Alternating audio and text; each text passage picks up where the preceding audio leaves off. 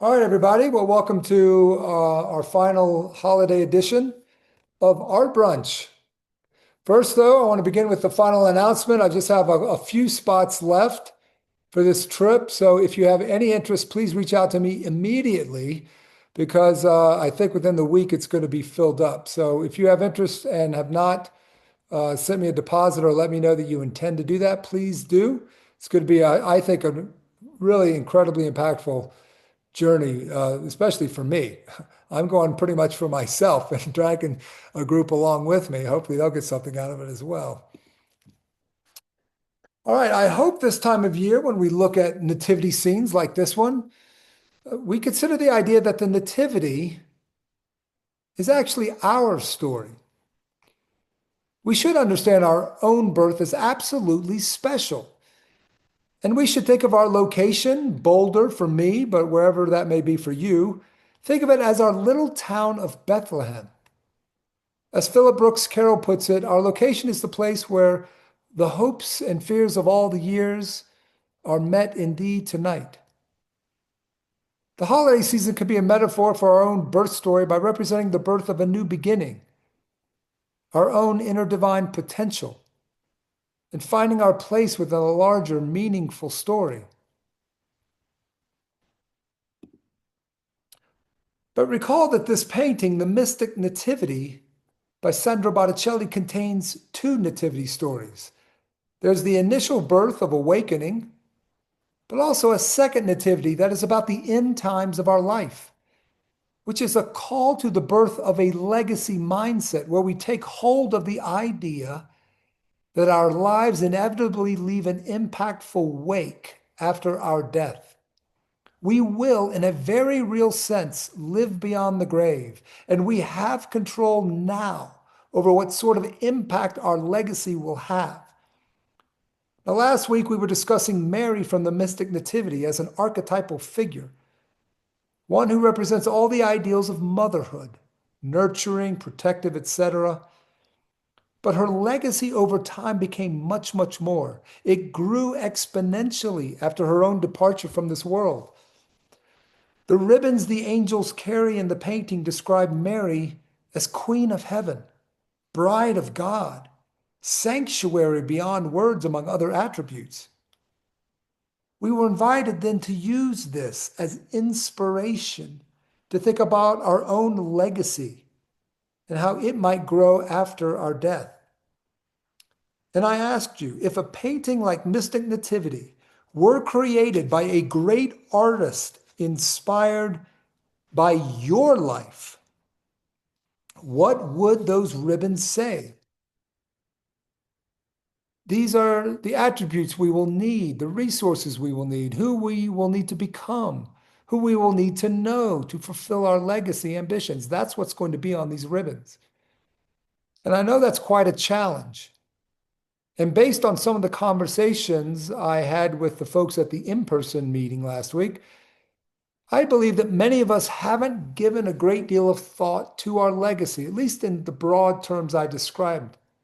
Or if we have given attention to it, we believe our legacy will be much less significant than it possibly could be.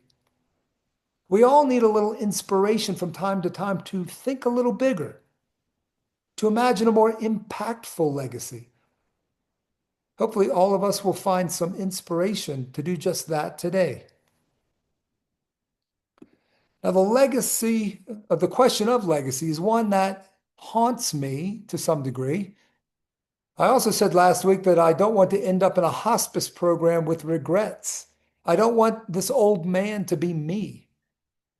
I don't want it to be any of us. If you haven't obsessed about your legacy to the degree that I have, that is understandable. But I hope to inspire you to think otherwise. To do that, I'm going to use two new and very different examples from history. One who lived 2,000 years ago, like the Madonna, and the other from the turn of the last century. Both had material wealth, but their impact went well beyond what their money could buy. Now, we tend to think of legacy as something that happens after we're gone. what we leave behind in wills, monuments, or memories. But what if we shifted our perspective about legacy and thought of it primarily as what we set in motion while we're still here? Now, last week I compared two archetypal feminine figures, the Hellenized Egyptian goddess Isis with the Madonna. And I said that Isis was a more holistic feminine archetype because she embodied both motherly qualities as well as life partner qualities. Here she is seen with both her son, Horus, on the far left, and Osiris in the middle, her husband, the king, whom she resurrected because of her loving devotion and magical abilities.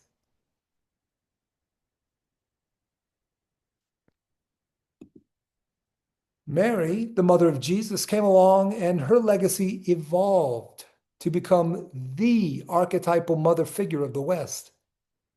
But there was a void the Madonna could not fill: the archetypal, loving, supportive partner.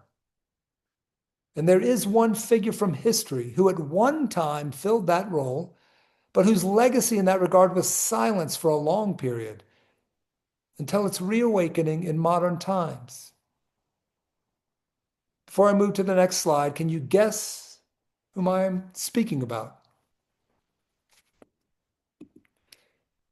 I'm, of course, referring to Mary Magdalene, a first century woman who not only used her resources to fuel a world-changing movement, but partnered with its leader at a deeply spiritual level to influence the growth and direction of the movement.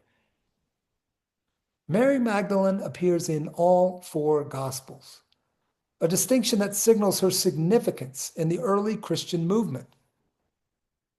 Luke's Gospel specifically identifies her as one of several women who provided for them out of their own resources. That's what Luke's Gospel says, to support Jesus and his disciples in their ministry.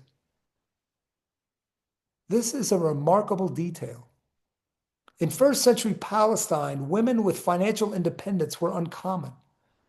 That Mary Magdalene possessed resources and chose how to deploy them was itself significant. But what's even more significant for our conversation about legacy is what she chose to do with those resources. Now, how did Mary first become a supporter of the Jesus movement? According to the Gospel of Luke, she was healed of demons by Jesus, and from that point on supported his movement financially. Mary Magdalene and the other women who supported the movement weren't, though, peripheral figures. They were essential partners who enabled the work to happen. Mary Magdalene used economic agency not to control this movement, but to empower it, to free it.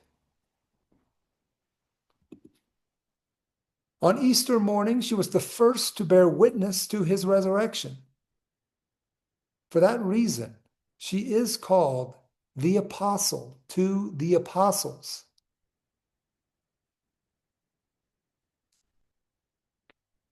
But among women supporters, Mary had a unique role. She supported him with her heart and soul as well.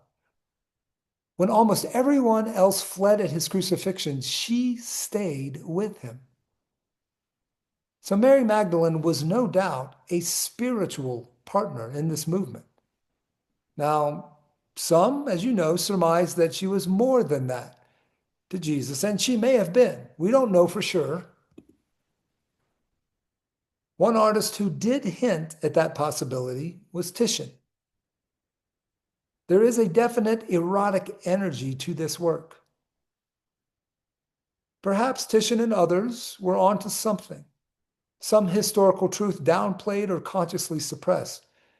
But again, we can't know for sure. Renaissance artists portrayed Mary Magdalene as both contemplative and powerful, an image of inner transformation that fuels outward action. She is second only to the Madonna in number of artworks dedicated to a woman. One thing about her we can know. She discovered that the most enduring legacies emerge when we think beyond our personal resources and mobilize the talents and influence of others.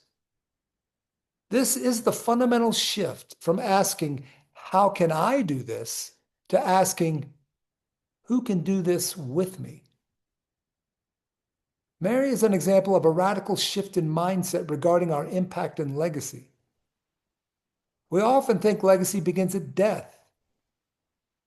In truth, legacy begins with attention. What we choose to support, amplify, and sustain while we are alive. Good, Alexandra is joining us.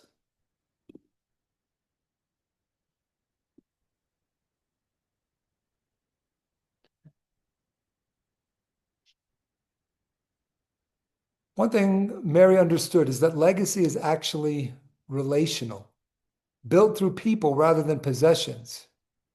It's multiplicative, exponential, growing far beyond what one life can accomplish. Love this quote from Leonard Sweet. He's a theologian. He said, "The future is not something we enter. The future is something we create."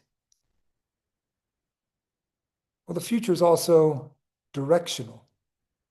Our values and priorities are carried forward long after we're gone through the work of others. Now, here's the critical insight. A legacy that depends solely on what we can do will always be finite. Our money runs out, our possessions, our hand-me-downs age, our name fades. But a legacy that activates others becomes exponential. It multiplies across generations, adapts to new contexts, and creates impact we could never have achieved alone. Just like the legacy of the two Marys. Now, Mary did not simply ask, what can I build, but who can I strengthen? And I'm asking us to follow her lead and shift from how thinking to who thinking. This mindset transforms legacy from an individual project into a collective endeavor. Our resources combined with someone else's expertise, or the reverse of that, creates impact neither of us could achieve alone. Our relationships open doors that connect passionate people with critical resources. This is the strategic foundation of an exponential, highly impactful legacy.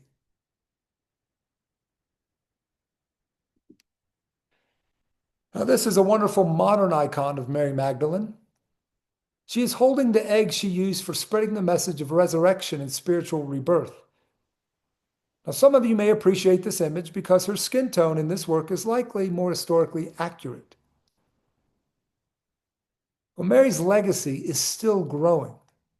Listen to what the artist exhibition label for this very painting states. After the Ascension, she journeyed to Rome, where she was admitted to Tiberius Caesar's court because of her high social standing. After describing how poorly Pilate had administered justice at Jesus' trial, she told Caesar that Jesus had risen from the dead. To help explain the resurrection, she picked up an egg from the dinner table. Caesar responded that a human being could no more rise from the dead than the egg in her hand turned red. Well, the egg turned red immediately, which is why red eggs have been exchanged at Easter for centuries in the Byzantine East. Now, obviously, this icon shows the moment before the egg changes. The exhibition label continues. Mary did not end her days as a penitent hermit in a French cave, as some traditions argue. She traveled the Mediterranean preaching the resurrection. Like Peter and Paul, she died a martyr, and she bears witness to the important roles women play in the church. This icon was commissioned for Grace Cathedral in San Francisco to commemorate the election of Barbara Harris, the first woman bishop in the Anglican Communion. As women begin reclaiming their ancient rights in the church, Mary Magdalene challenges all Christians to re examine their cultural prejudices about sex and leadership. Now, in case you're wondering, the inscription at the bottom of the icon reads in Syriac, a dialect of the language spoken by Jesus, Saint Mary Magdalene. Despite the efforts of a patriarchal early church, her legacy persists and has even grown. It persists and grows not because of what she accumulated, but because of what she sustained. She herself wasn't trying to be remembered, she was trying to make something happen. She was part of a community of supporters, a collective of people who understood that the whole was greater than any individual part. But as we could see in this work, she still played a powerful role as an individual as well. Mary did not need her name on buildings, though it now is on churches throughout the world, like this one where the previous painting is located. She did not need guarantees about how she'd be remembered, though. She simply saw something worth supporting and chose to multiply its impact with her resources as well as her own passionate efforts.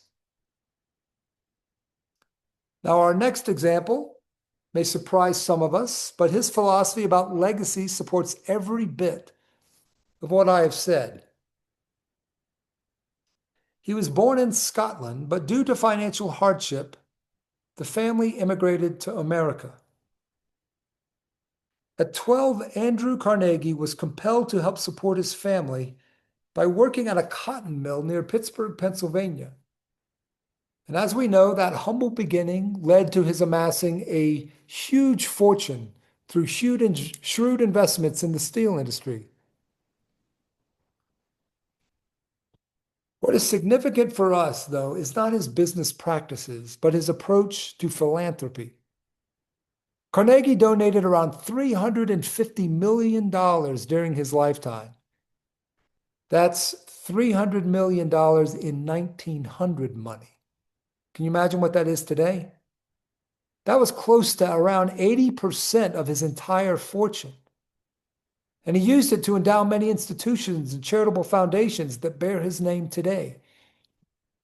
Around the time this portrait was made, Carnegie began to establish foundations to promote international understanding and world peace. Carnegie spelled out his full philosophy of wealth in an essay titled The Gospel of Wealth. And this, I believe, is the greatest part of his legacy. Some of you might remember the Art Brunch where I did speak about this. This essay was published in 1889, and in it he argued that the wealthy had a moral obligation. Notice the language used, a moral obligation to use their surplus wealth for the betterment of society rather than hoarding it or even leaving it to their children. Listen to these words from the essay. The man who dies thus rich dies disgraced. Such, in my opinion, is the true gospel concerning wealth, obedience to which is destined someday to solve the problem of the rich and the poor and bring peace on earth among men, goodwill. So he's saying that the tycoons of industry, the billionaires, can partly atone for the sins of capitalism, which produces enmity between those at the top and the rest of us. It's a natural byproduct of capitalism. He understands that. But can partly atone for these sins through radical philanthropy. Radical philanthropy, like giving most of it away. Before I continue, let me ask, do you agree with that? That the sins of capitalism, which really is producing great disparity of economic resources, can that be partly atoned for, maybe not completely, but partly atoned for through radical philanthropy? Well, for Carnegie, this wasn't merely rhetoric. He was articulating a comprehensive philosophy about wealth, responsibility, and legacy. And here's what's remarkable. Carnegie did not merely give money away, he gave a framework for thinking about wealth and responsibility. He published his ideas rather than keeping them as private intentions, and he invited others into a shared moral vision.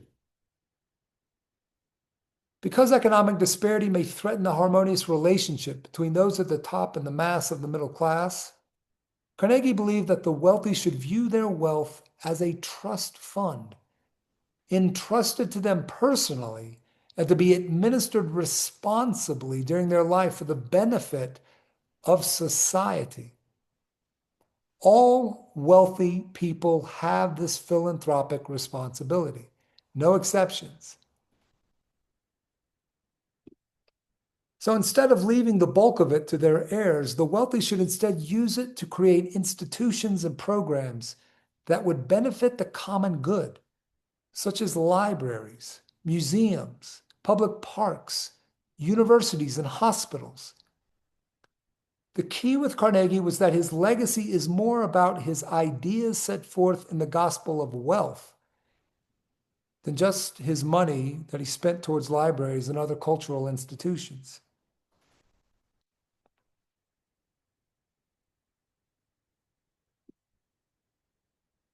One thing that's interesting,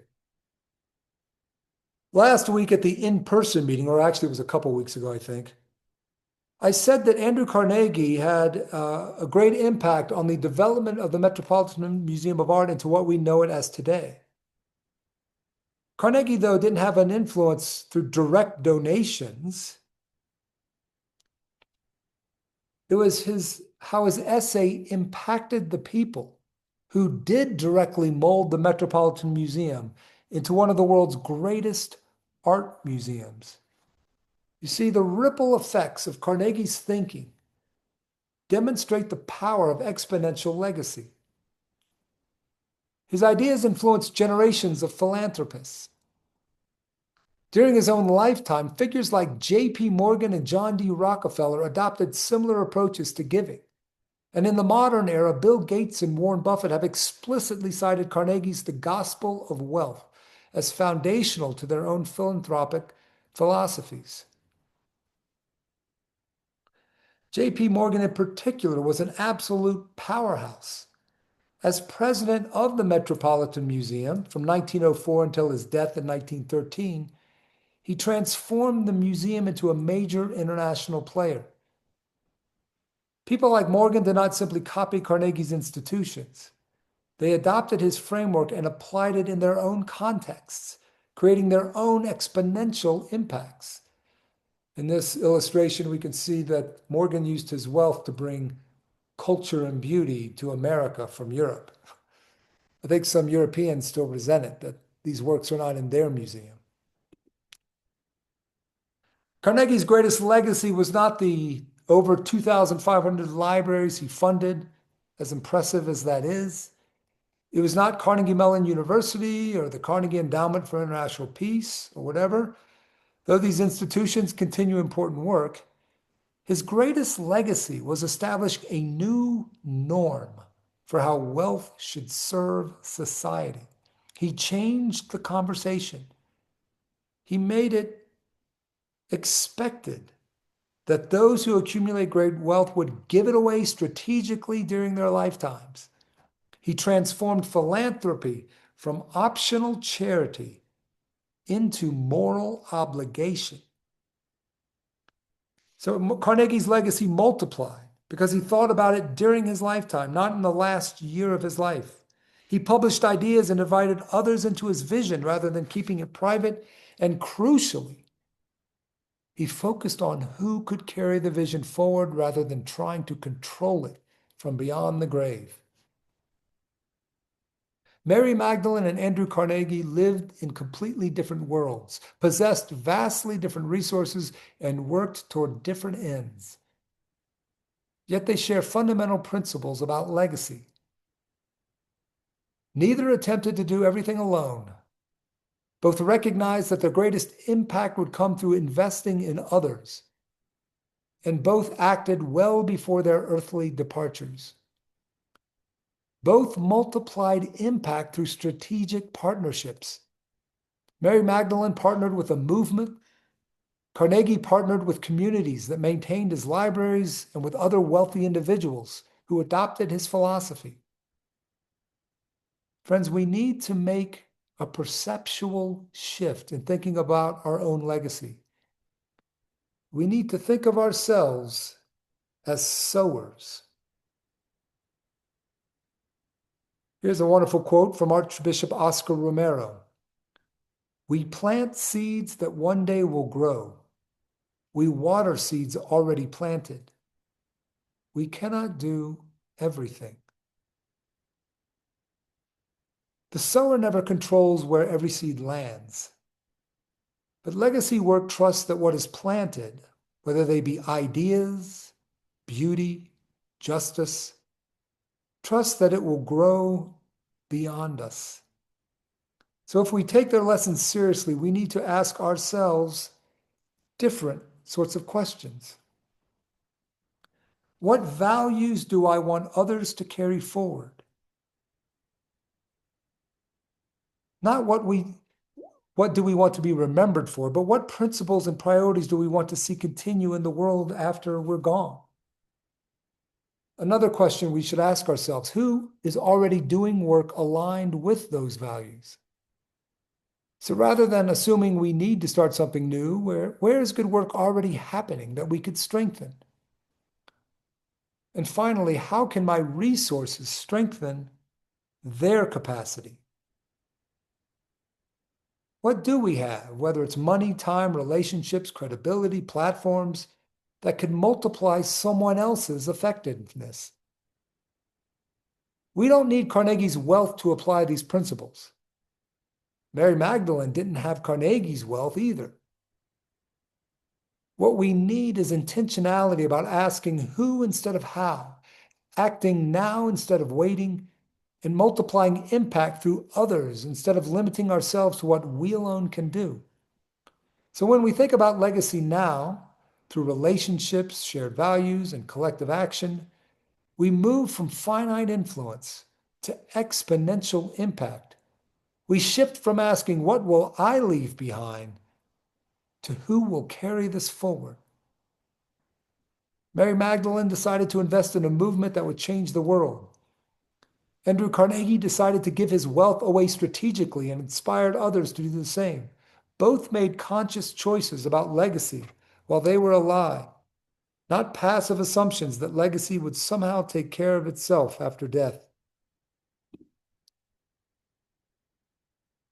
So what kind of world are we quietly building through the choices we make right now?